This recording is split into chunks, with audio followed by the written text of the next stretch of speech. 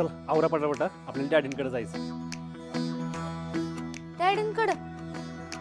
पण दादा तू तर डॅडींवर नाराज होतास ना?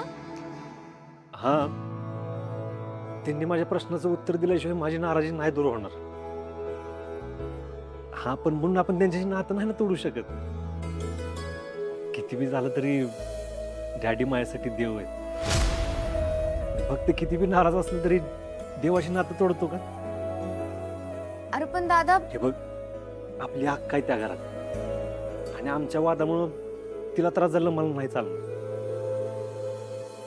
आणि अगं संक्रांत असती कशासाठी? आपल्या नात्यातला कडूपणा दूर करून त्या नात्यात गोड आणण्यासाठी असतील ना.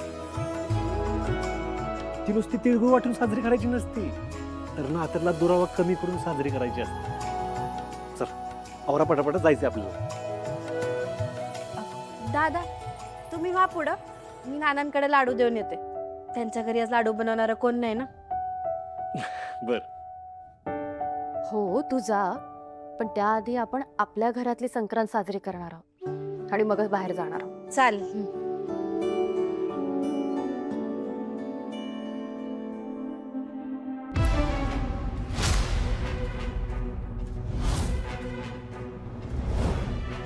सूर्या, आजची संक्रांत ही फक्त तुझ्या आणि माझ्यासाठी गोड असेल. डॅडींवर मात्र संक्रांत कोसळणार आहे. आज तुझी देवभक्ती संपेल. तुझ्या देवाऱ्यातून आज तू डॅडींची मूर्ती कायमची काढून टाकशील.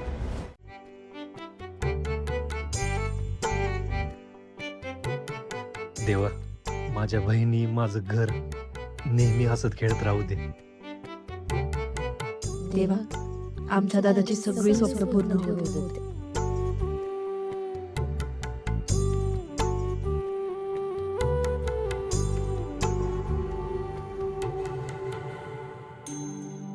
तात्या, मकर संक्रांतीच्या शुभेच्छा तुम्हाला.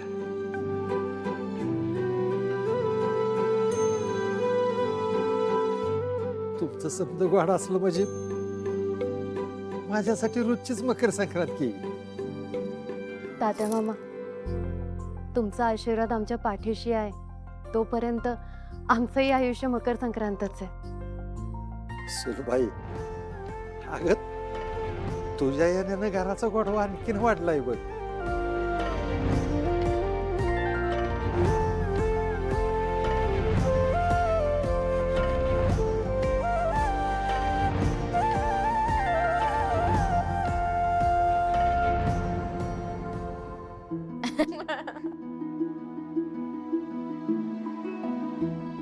भागू, धनु, मागच्या काय दिवसाची झालं ना, समजा ही सोडून जायचं बरं का. आणि पुढे येणाऱ्या गोड गोड चांगल्या चांगल्या आठवणीसाठी तयार राहायचं. तात्या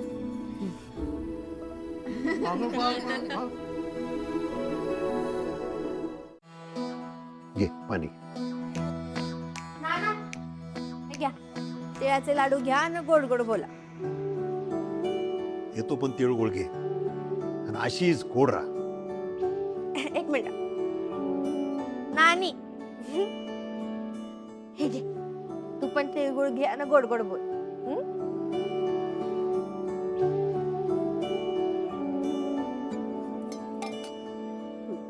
तिळगुळ घे आणि गोड बोल. तिळगुळ घ्या आणि माझ्याशी गोड गोड बोला. हे काय बाहेरनं आणलंच होय तिळगुळ? हा, या पोरीने बघ स्वतःच्या हाताने घरातून बनवून आणले तिळगुळ. जा ते दुकानात परत येऊन ये जा. हो फादर, अहो आता कोण परत घेणार आहे? आता परत द्यायला गेलो ना तर लोक हसतील माझ्यावर. बघितलं फादर, दरवेळी तुम्ही मला ओरडत असता.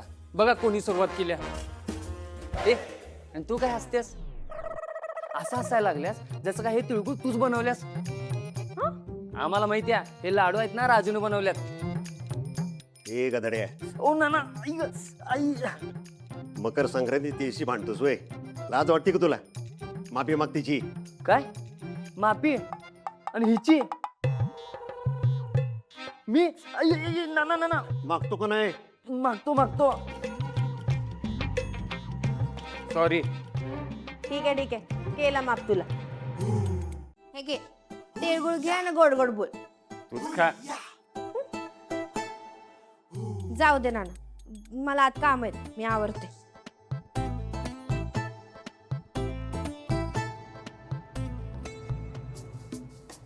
बघितलं का आपला हा घोडा नुसता ओळू म्हणून बोंबलत गावभर फिरतोय. एखादी चांगली पोरगी बघून ना याचं लग्नच लावून देतो. मग बघ कसं वटणीवर येतोय तो.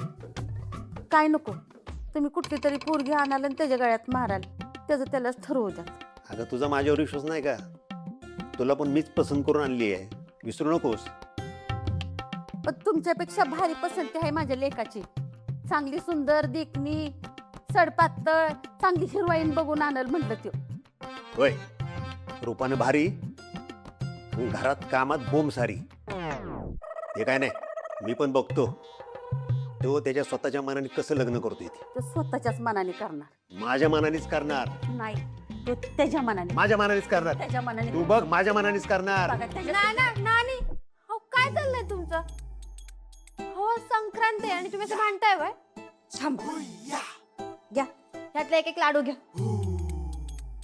घ्या सांगते ना, घ्या पटकन.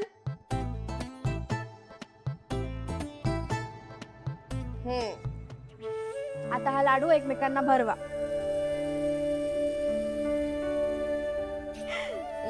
आता कसं? हिच्यासारखीच समजूतदार सून मी घरात आणणार आहे.